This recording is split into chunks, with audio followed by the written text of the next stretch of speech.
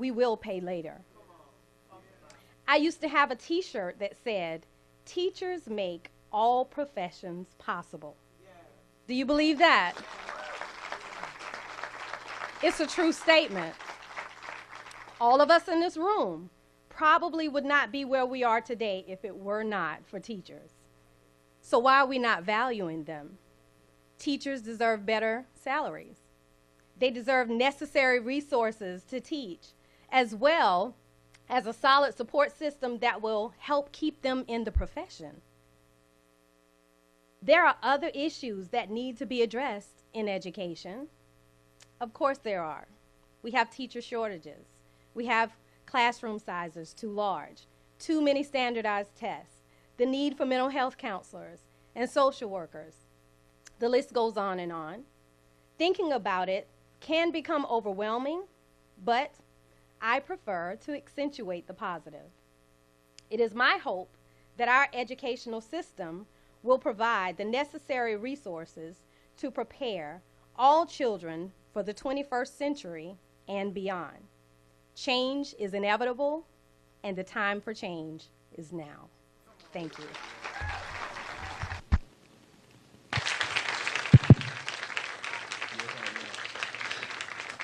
Please welcome to the stage, member of the Democratic National Committee for South Carolina, Representative Gilda Cobb-Hunter.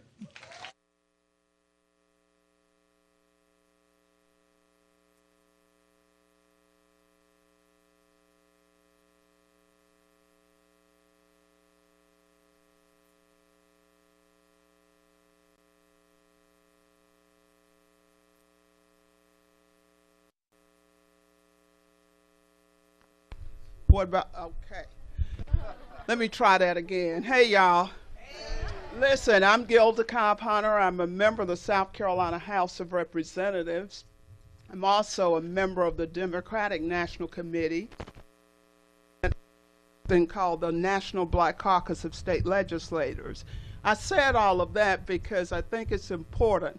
For those of you who know me, I had an interesting conversation with Dr. Leggett as I was coming in, and I just feel compelled as a result to say for the record, since South Carolina was fortunate enough years ago to win the First in the South primary, I have chosen not to endorse candidates. And so I'm here simply to welcome Senator Sanders and his team to Orangeburg County. But because I've got so many hats, I also want to take this opportunity to mention a couple of things to you that I think are important. Now, y'all gonna have to get a little more fire or something in you before the senator comes. I know we're talking about education. Allow me, please, to give it up for these two ladies back here. You did good.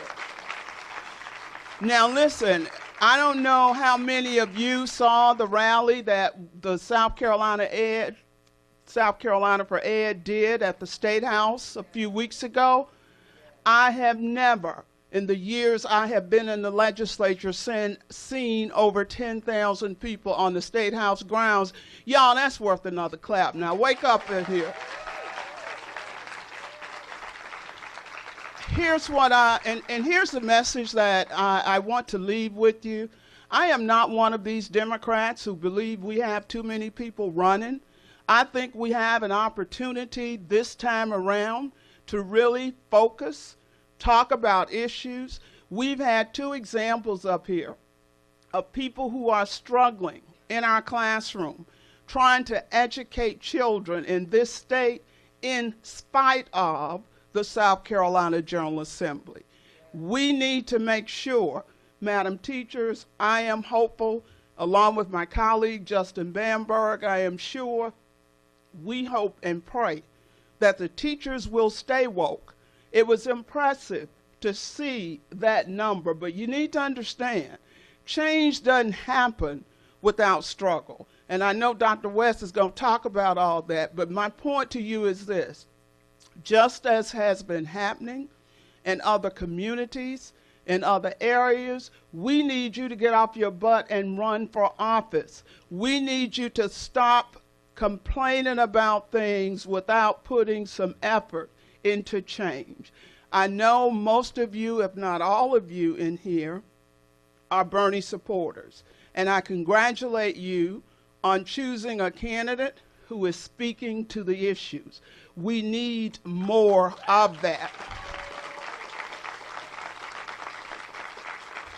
What I want to leave you with, though, is that this business is serious. What this number 45 has done to this country, it's kind of like termites eating away, and you never see the real damage until it's almost too late. Well, we've got a termite in the what? We've got termites in the government, and we need to stay focused. So regardless, I'm hopeful that whoever winds up being the nominee of the Democratic Party, that we will all join hands, work hard, and make sure that that nominee becomes number 46. There's a lot riding on it. There's a lot riding on it. And so let me leave you with this. Get out, work hard, register voters, have conversations about Senator Sanders and his policies, do all that you want to do, that you need to do, that you know needs doing. But we can't stop until after November 2020 and make sure that we have elected people, not just at the top, but not just at the Congress. Newsflash, there's something called devolution, and the power is at the state level. So we need you to help. Justin and I need help in the South Carolina legislature. I encourage you to get busy.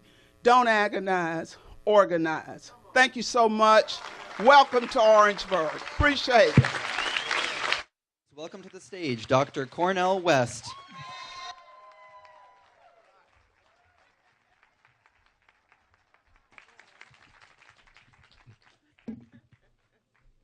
What an honor, what a privilege, and what a blessing to be in historic Orangeburg, South Carolina.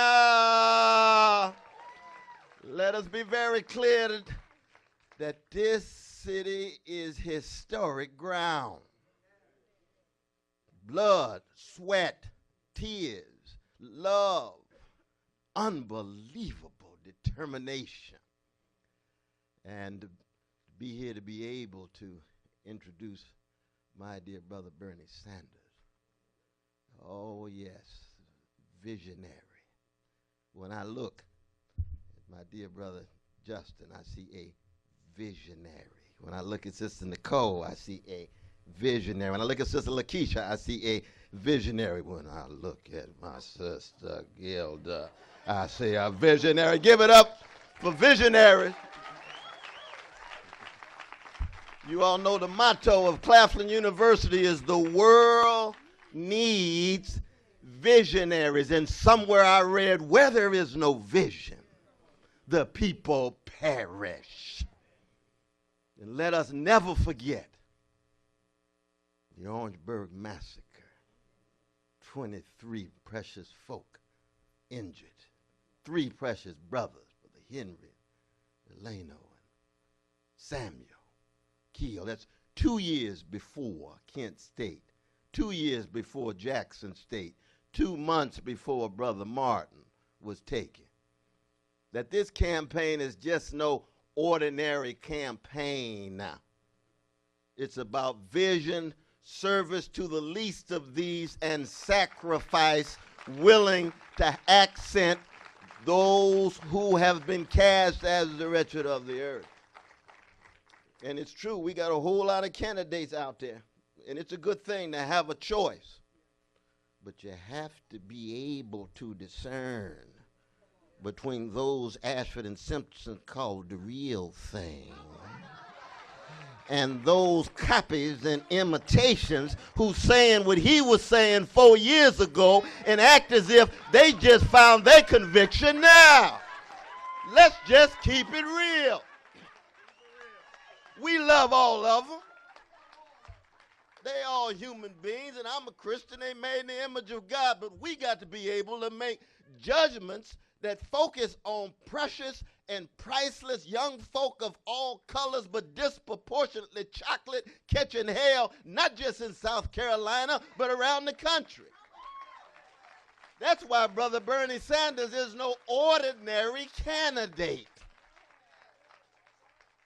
He went to jail in 1963. That's not a joke. That's not something to laugh at. 1963, you could get killed. And if you a vanilla brother siding with black people, a lot of your white brothers and sisters said, you must be crazy. But I understand that those folk who are part of the love train, I'm talking about the love warriors. I'm not talking about these sunshine soldiers. Show up when the sun's out. I'm talking about in the rain and the storm.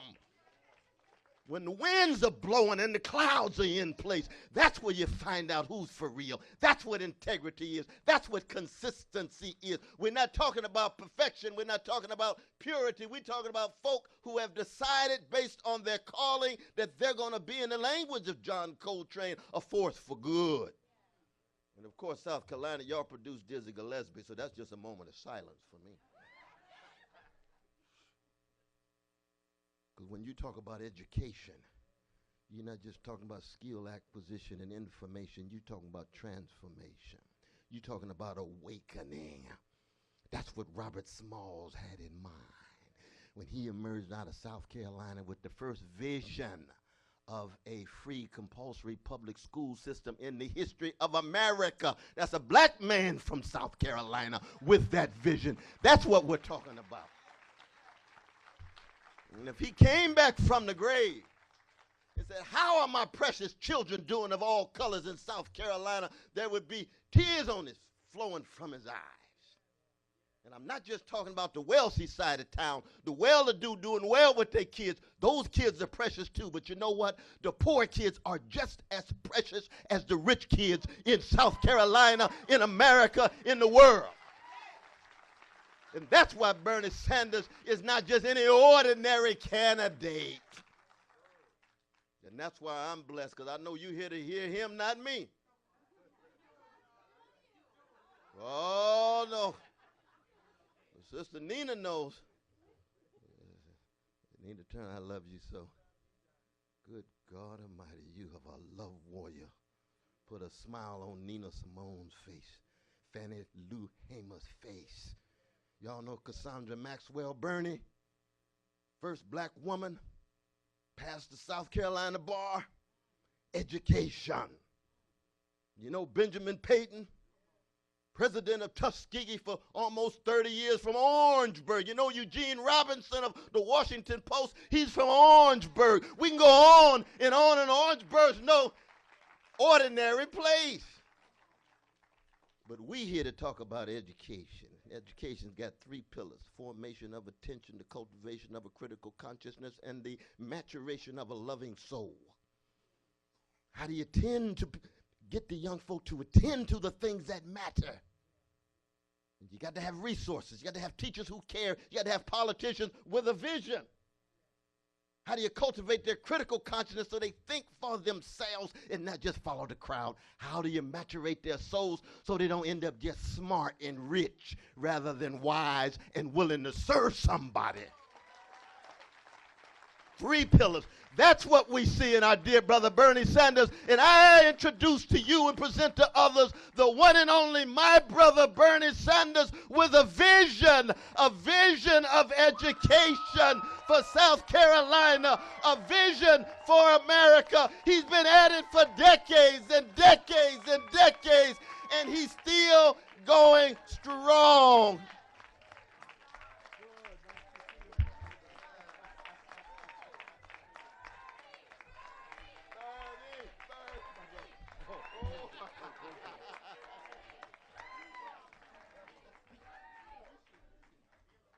All right. How do I follow that, huh? It's my story of my life. I always have to follow Dr. West.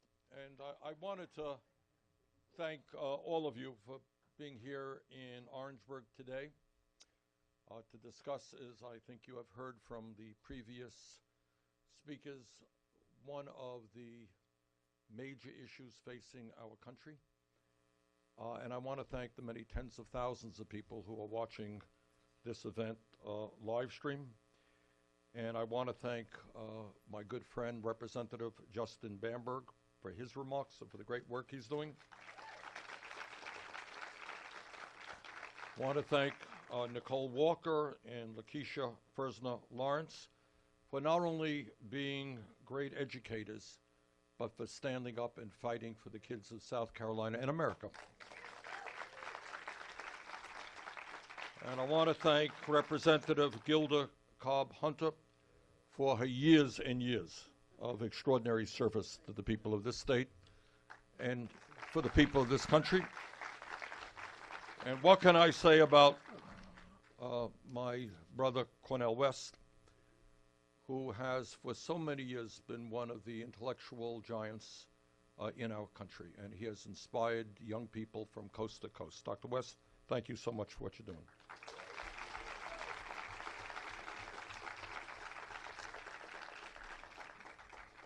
Well, let me get to the point, and that is to say that today we are talking about an issue that needs very serious discussion because it impacts millions and millions of families in America, and that is the need to revolutionize national priorities and start giving education in this country the attention and the resources that it needs. That's what we're discussing today.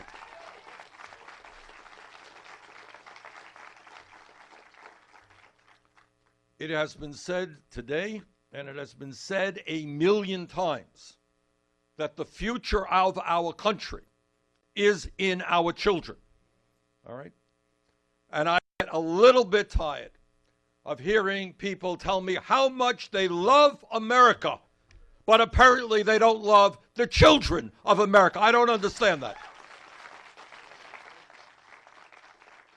And by the way, if you love America, you don't allow a situation to continue where we have the highest rate of childhood poverty of almost any major country on earth. That's not loving America. Now, as everybody knows, 65 years ago yesterday, the Supreme Court announced its landmark decision in the enormously historically important case of Brown versus Board of Education, a decision that determined that separate school systems for African Americans and whites was inherently unequal. What many across this country today are not aware of, but I am sure that the people of South Carolina know, is that this historic case, at that time, South Carolina was in full segregation mode and explicitly outlawed black and white children from attending the same school.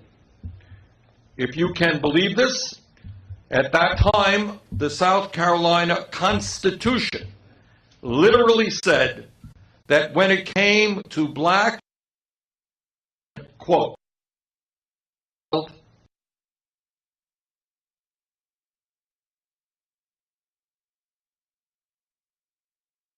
of the other race, end of quote. This was justified under the separate but equal doctrine. But as we all know, the equal part was a complete sham. When black families in Somerton asked the school district to provide the same bus transportation for their kids as was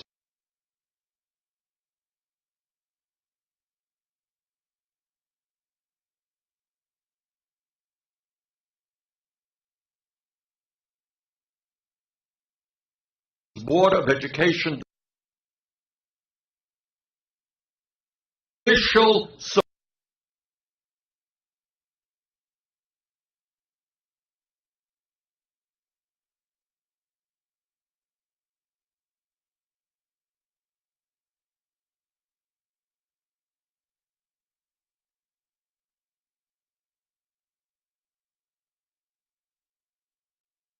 was unconstitutional. Those courageous families here in South Carolina were represented in that case by a lawyer from the NAACP, a man by the name of Thurgood Marshall. As you all know, Marshall would eventually go on to become the first African-American Supreme Court justice and one of the great Supreme Court justices in the history of the United States.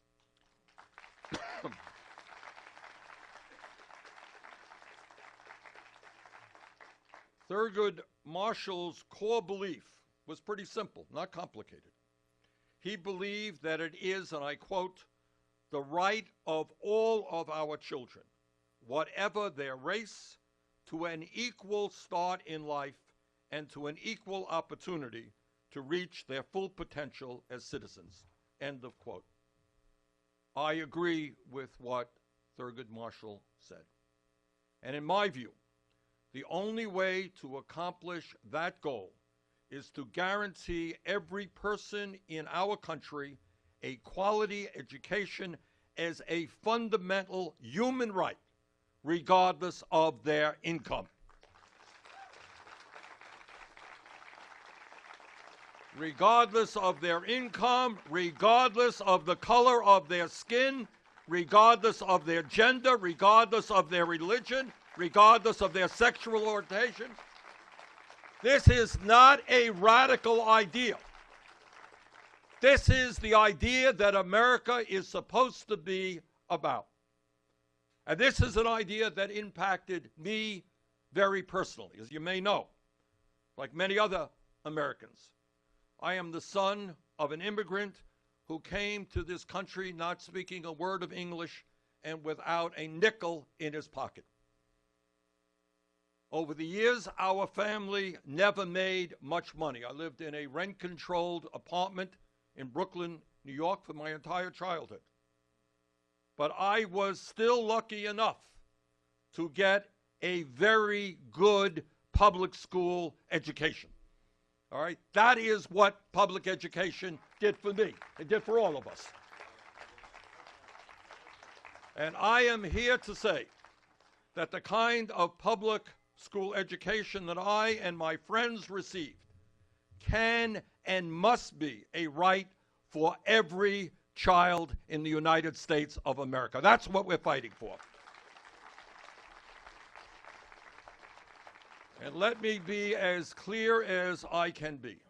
The United States, as you all know, is the wealthiest country in the history of the world. And whenever we talk about these issues, never forget that. We're not a poor country.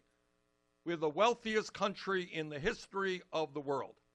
And there is absolutely no reason why we should not have the best educational system in the world. No reason at all.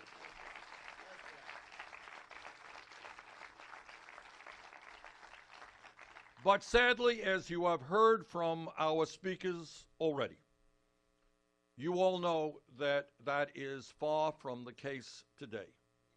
And here is the really bad news, and we cannot go forward unless we deal with reality as it is. We can't push this stuff underneath the rug. And the really bad news is that our nation, in fact, used to lead the world in the percentage of young Americans with college degrees. You all know that? We were number one. Today, we are number 11. The United States of America. We used to be number one in terms of the percentage of young Americans with college degrees. Today, we are number 11, behind countries like South Korea, Japan, Canada, Ireland, the United Kingdom, and Australia.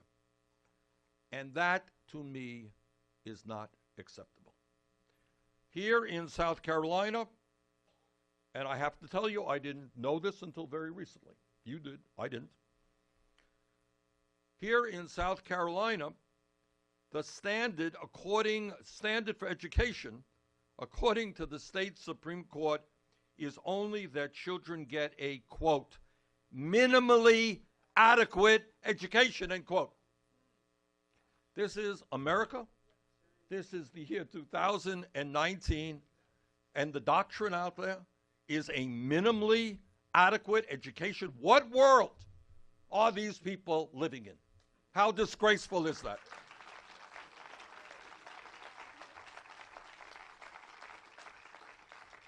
Well, I don't believe there is any parent in this room or any parent in this country who thinks that getting a minimally adequate education is acceptable for their kids.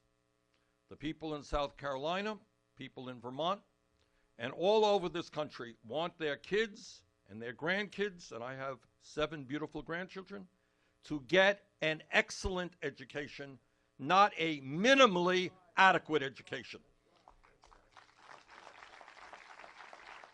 And working together, and what today is about is exactly what we are going to accomplish. Don't tell me we cannot do that. Yes, we can have the best educational system in the world.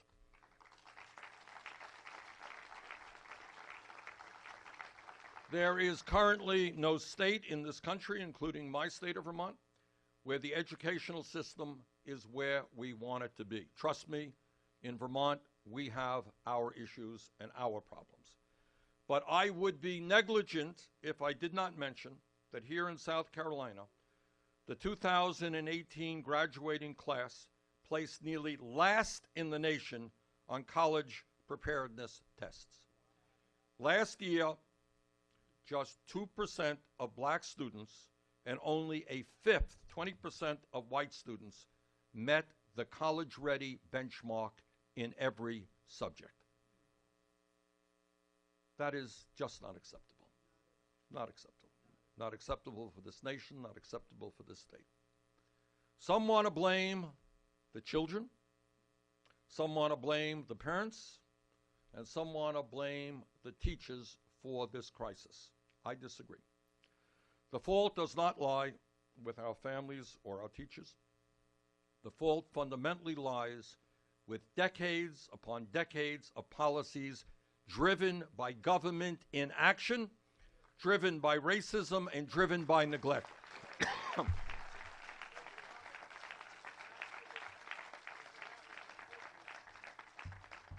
Year after year, decade after decade, we have seen mostly, but not all, Republicans in Washington, D.C., and in state capitals all over this country make savage cuts to public education and sharply reduce educational opportunities for low-income students, students of color, and students with disabilities, while at the same time passing huge tax breaks for the wealthiest people in this country and the largest corporations in this country.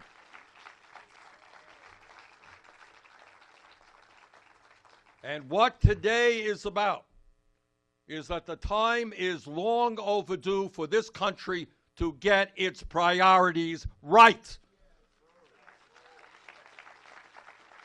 Billionaires do not need more tax breaks. The children of our country need quality education. Further, year after year, decade after decade, we have seen right-wing judges nullify and end the oversight of court-ordered desegregation plans. Unbelievably, and this, again, is quite unbelievable, as part of the ultra-conservative attack on public education, more than 24 of Donald Trump's judicial nominees have refused to say that they would support the original Brown versus Board of Education decision. Can you believe that? It really is incomprehensible. Meanwhile, the state of our education system is falling further and further behind other countries. Today, out of 35 major countries throughout the world, the U.S. ranks 30th in math, 24th in reading, and 19th in science. And because far too many of our schools are becoming resegregated, If you are a student of color, the chances are your math, science, and reading scores are even lower. And on that note, let me just say this, and I've said it for so many years. It is a lot cheaper to send our kids to great universities than to lock them up in jail. And if anyone thinks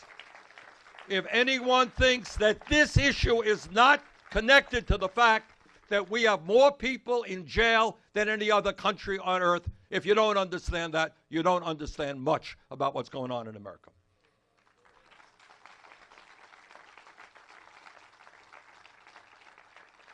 And as we have heard earlier from our speakers, in the 21st century, a free public education system that goes from kindergarten through high school is no longer good enough. If we are to become the nation that we must become and that we will become, we must make public colleges and universities tuition free. And we must substantially, underline, substantially reduce student debt.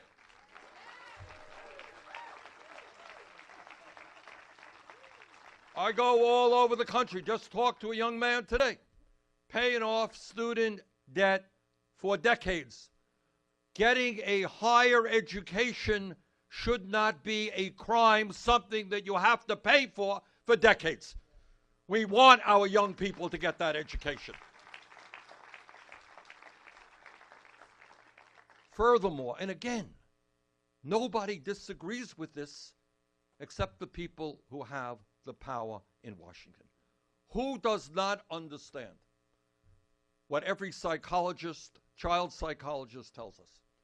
And that is 0 through 4 are the most important years of human intellectual and emotional development. Everybody knows that. And yet in America, we have a totally dysfunctional child care system where working families cannot find quality, affordable child care, and where child care workers are paid outrageously low salaries. So if we love our children, yeah, we're going to invest in universal, quality, affordable child care for every family in America. Not a radical idea. Not a radical idea. And as we go forward in revolutionizing education in America and giving it the status that it deserves, we must understand that teaching is one of the most important professions in this country. And that teachers must be honored and respected. So if we are a nation that can provide contracts to baseball players for hundreds of millions of dollars, don't tell me we cannot pay teachers in this country the kind of wages and salaries they deserve.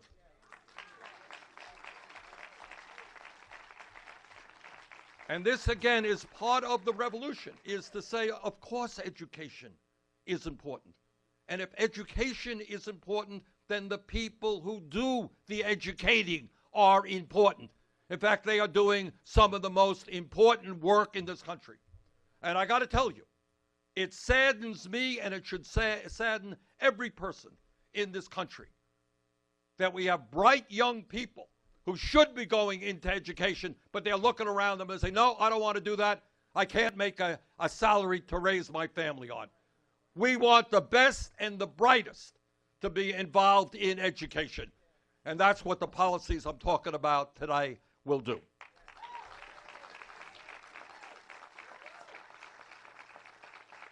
And on a sense of personal note, I really want to applaud the teachers in South Carolina, the teachers in Vermont, and teachers all over this country, especially in so-called conservative states, who have stood up and marched on their state capitals and have been the leaders in fighting for their kids, in terms of improving public schools, reducing class sizes, and providing every student in their classroom with books, computers, and safe, high-quality schools.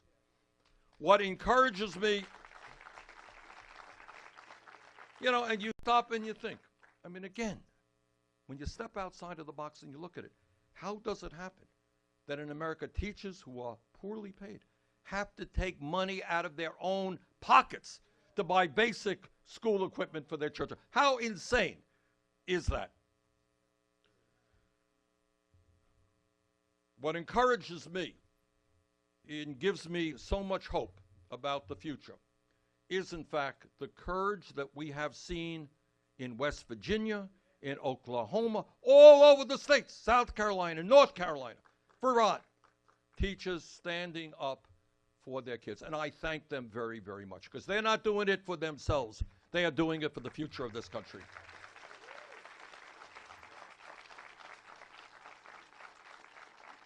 As all of you know, in America today, our teachers are paid the lowest salaries of nearly any major country on earth. And it is clear that we have our national priorities backwards when in this country, listen to this, the 25 top hedge fund managers on Wall Street make more money than all of the kindergarten teachers in America combined. Who's doing more important work than kindergarten teachers? You got 130,000 of them, and you got 25 hedge fund managers making more money, double the amount of money that kindergarten teachers want. There is something profoundly wrong when billionaires receive tax breaks while children go to school in this country in overcrowded, understaffed, and underfunded classrooms. We all know that. We have become used to that. But our job is to stand up in outrage and say that this is the future of our children. These are the kids that we love. We will not tolerate these absurdities. Over the past year, tens of thousands of teachers across our country have gone on strike to demand greater investments in public education. In state after state, teachers are fighting and in some cases winning increased funding for public education after decades of austerity and neglect, and I thank them from the bottom of my heart for their efforts. The wave of teacher strikes throughout the country provides an historic opportunity to make the investments we desperately need to make our public education system the best in the industrialized world, not one of the worst. And today I am very proud to introduce my Thurgood Marshall plan for a quality public education for all. And my plan addresses the serious crisis in our educational system by reducing racial and economic segregation in our public schools, make sure we attract the best and brightest young people to become teachers, reestablishes a positive learning environment for children in our K through 12 schools. In other words, this plan calls for a transformative investment in our children, our teachers, and our schools, and a fundamental rethinking of the unjust and inequitable funding of our public education system. Let me deal with educational segregation. Sadly, 65 years after Brown versus Board of Education, many U.S. schools remain segregated. Since the late 1980s, the number of racially segregated schools has more than tripled. And today, more than a third of all African American and Latino students attend a school where 90% of their peers are non-white. This segregation also operates along class lines, economic lines. 40% of children from low-income families attend schools whose student population has poverty rates of 75% or higher. So it's not just racial segregation, it is economic segregation as well. This racial and economic segregation hasn't happened by accident. It is the direct result of policy decisions made in the courts, in state legislatures, and in Washington, D.C. In America today, some 300 school districts are currently under desegregation orders, but the Supreme Court has curtailed the government's power to address them. Thanks to Betsy DeVos, just what I was going to say. The worst Secretary of Education in the modern history of our country.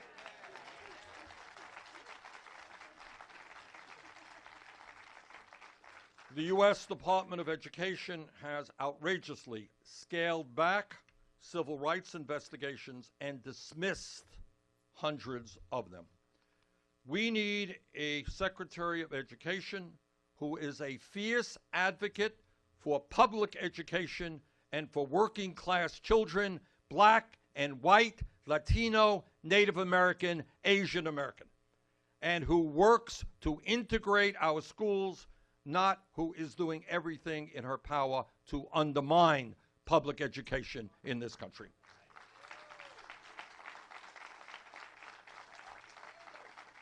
Students in integrated schools have better test scores, are more likely to attend college, and drop out of high school at lower rates. We also know that segregated schools in black and Latino areas often do not receive equal funding. Don't forget that.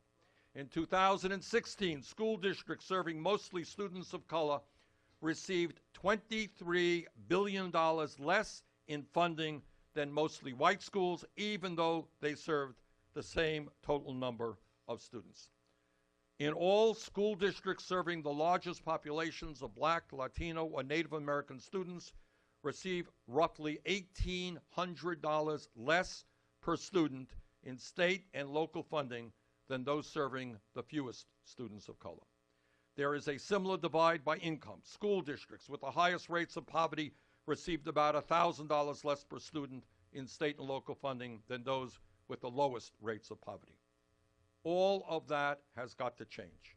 If we believe that segregation is per se inequality, we cannot tolerate separate and unequal schools, not in the United States of America and not in the year 2019.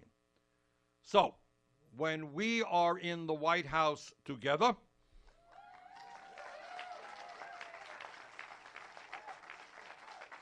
we're going to create a national minimum that must be spent per pupil to educate our children.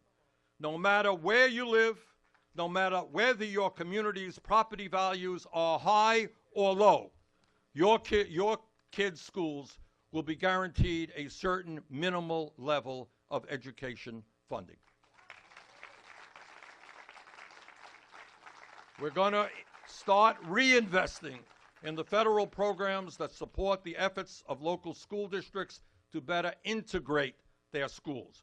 We're going to triple funding for the Title I program, the major federal program that targets resources to high poverty school districts. We are going to help local school districts by making sure the federal government fulfills its promise to kids with special needs. Kids with special needs. By providing at least 50% of funding for special education and the Individuals with Disabilities Education Act. As your president, I will appoint judges who uphold rather than overturn desegregation orders. And I will prohibit the Department of Education from dismissing civil rights complaints.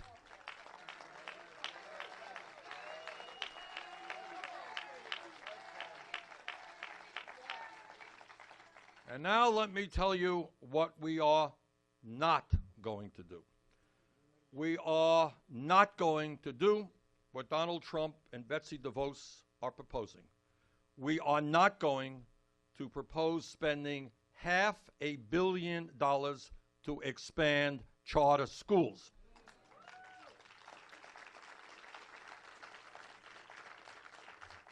Which has only increased, as you may know, educational inequality in America. Charter schools are privately run schools subsidized by public money. All right? This is not a private school. If you want to take money out of your own pocket and send you to a private school, that's one thing. But these are privately run schools subsidized by your tax dollars. They were originally created to supplement the traditional public education system and experiment with new teaching methods. But Wall Street executives, Silicon Valley CEOs, and billionaires like Secretary DeVos and the Walton family have been using charter schools as a way to privatize the public education system, take money out of public schools, and bust teachers' unions. They have poured tens of millions of dollars into school board and other local elections to promote charter schools and end community control of local schools. And they don't care if their efforts are actually making the system more unequal and more unfair. Now, some will argue that even with their flaws, charter schools are effective because they deliver excellent educational results.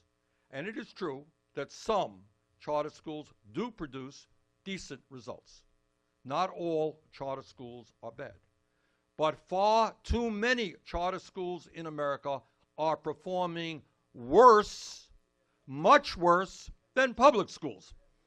For example, in Betsy DeVos's home state of Michigan, where she fought for and won a huge expansion in charter schools, 80% of charter schools perform below the state average in math and reading.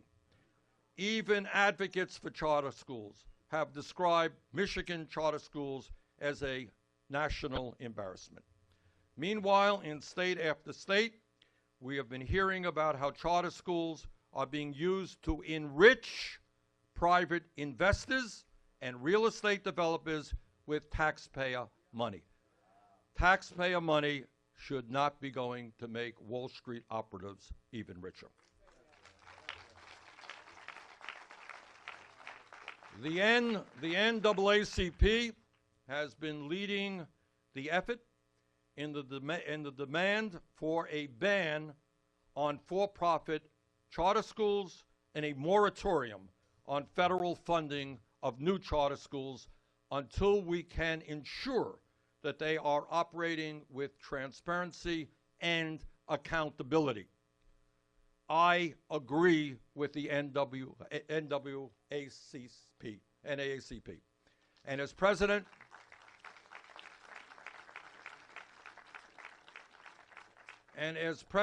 I will institute that ban and implement that moratorium. We are going to make sure that charter schools face the same oversight and transparency requirements as do public schools. The NAACP is right, and that is the direction that we should be moving in. We are going to restrict the pay of charter school CEOs so that public money is supporting students and not subsidizing huge payments to a handful of executives. And we are going to make sure that charter schools respect their employees and make it easier, not harder, for their employees to join a union if that's what they want. And when we talk about teachers, we must understand that there is a whole other crisis unfolding inside our schools. A recent poll showed that Americans strongly support the teachers in their local schools and understand that teachers are absolutely vital to our communities.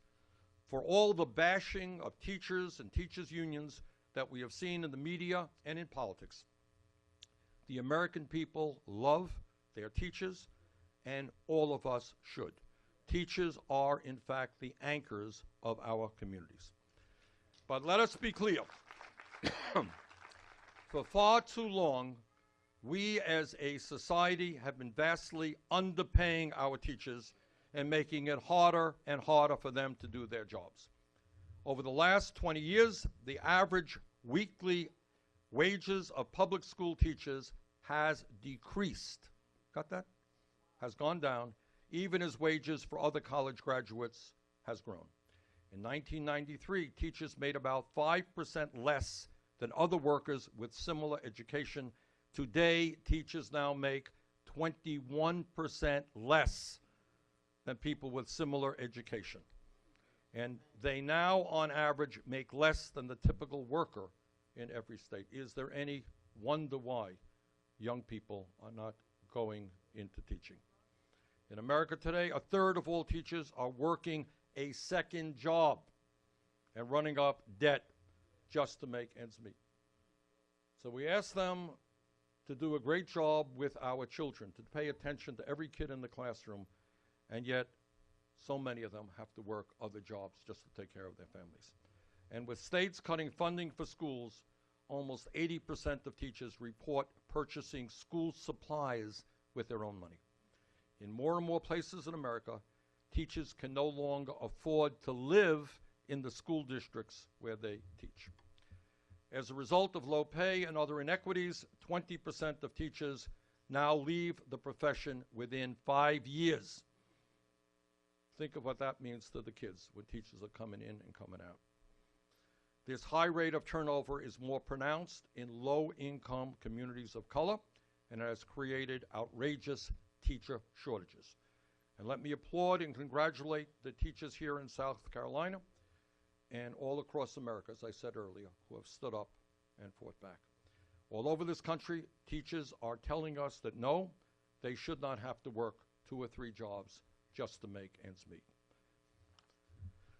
Their students should not have to go to overcrowded, underfunded, and dilapidated schools while billionaires get tax breaks. Teachers are making their voices heard, and let me tell you right now that when we defeat Donald Trump, and we will defeat Donald Trump,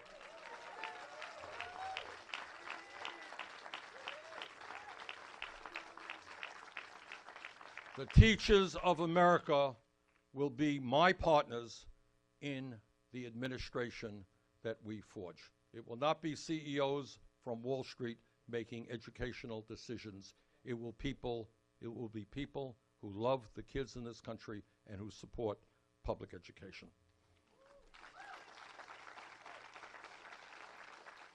And one of the first things we will do is to require states to pay teachers a solid starting salary.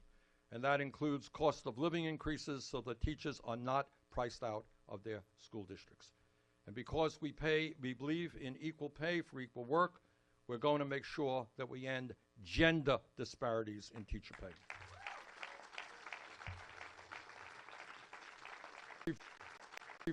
Reverse Donald Trump's plan to eliminate funding for teacher training and development, and we are instead going to invest more resources so that our kids have the best educators. In addition to investing in our teachers, we need to make new investments in our schools themselves. We need to see our schools not just as places where we warehouse children, but as places where we create an environment that is conducive to learning and that ends up being the center of our community life. And one way forward in that regard is to make sure that no child in America who goes to school is hungry.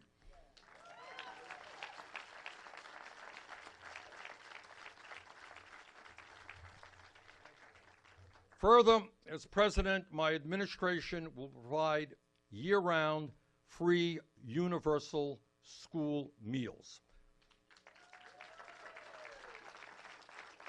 And we're not talking junk food here, we're talking quality food in cooperation with local farms when that is possible.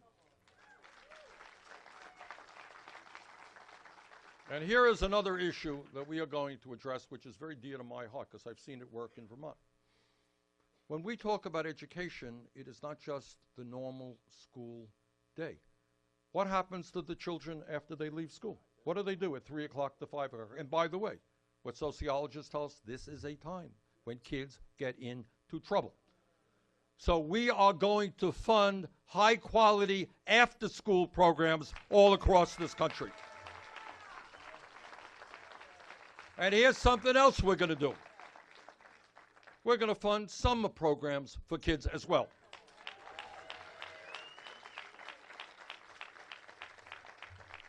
You know, it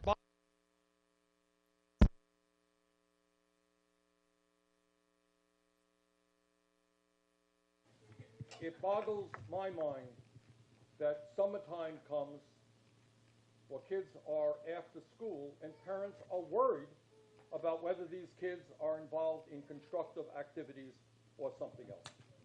And we have got to address that issue. Okay, there we go. All right, we are prepared.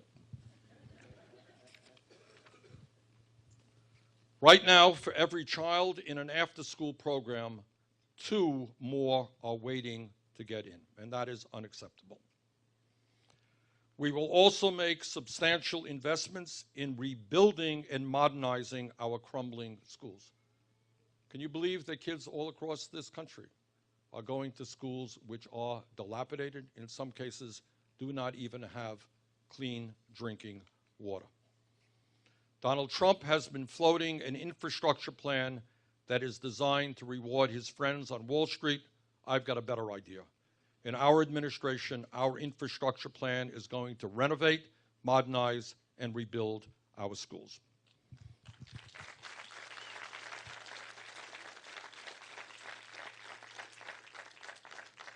So let me just conclude where we are. Our current educational system is failing millions of our young people. We disrespect the people we give the most important responsibility to, and that is taking care of our kids. We give tax breaks to people who don't need them, and then we cut back on our children. So what our program is about is changing the priorities in this country with regard to education. We're going to invest in our children. We're going to invest in our teachers. We're going to invest in public education in America. And